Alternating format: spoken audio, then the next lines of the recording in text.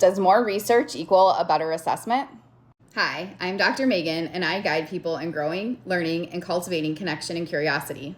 Today, we're going to have a brief discussion about PEAK, Promoting Emergence of Advanced Knowledge.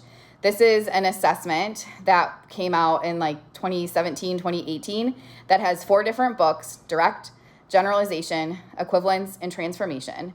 It is an assessment that actually looks at derived relational responding, and Dr. Dixon and his colleagues conducted quite a bit of research as they were creating the assessment and soon after it was published to demonstrate various aspects of the assessment and whether or not it's effective. PEAK currently has over 50 published studies demonstrating various aspects of its effectiveness and looking at a variety of different questions. There's some age norm studies. There's studies comparing the direct and generalization book to the VB map. There's a wide array of different studies. If you're not familiar with PEAK, definitely recommend a Google Scholar search. I conducted PEAK trainings as the CEO of PEAK ABA Solutions in 2018 and 2019 all around the world. I don't even know how many trainings we did, but we had at least 2 each month for 2 years, so quite a bit.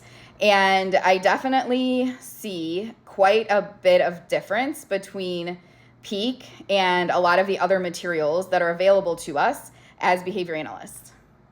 With PEAK, we have the opportunity to not have to reinvent the wheel and actually start promoting derived relational responding, generative learning with our clients, especially with the equivalence and transformation assessments and the different goal sample programs that are in each of the books. None of the other materials that exist in our field, besides the work by Dr. Siri Ming with the TARPA and her books on generative learning, really tap into this at all. Does that mean it's better to use? Well, from the research standpoint alone, I would say yes. From the comprehensiveness of it, meaning I can just use PEAK if my clients are ready for language development. And I've been going through different profiles. I've done 2 videos so far, advanced and basic. I'll be doing the other 2 later, as to how I decide when I'm going to start working on language development. But the point is, if I've decided, yes, it's time to work on language development for this client, PEAK is the most comprehensive compared to things like VB-MAP or ABLES. However, there are still weaknesses.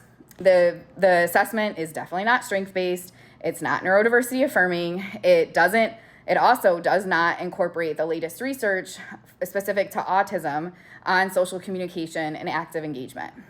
But if I need to make those adjustments for all of the assessments and materials I use as a behavior analyst, I'd rather do it with PEAK because there's so many other beneficial aspects, especially the fact that it targets skills from essentially birth until adulthood in the realm of language development, and it incorporates promoting opportunities for building a derived relational responding repertoire, which is necessary for holistic language building. If we're wanting to really build functional and meaningful language, we need to make sure we're incorporating aspects of generative learning and derived relational responding.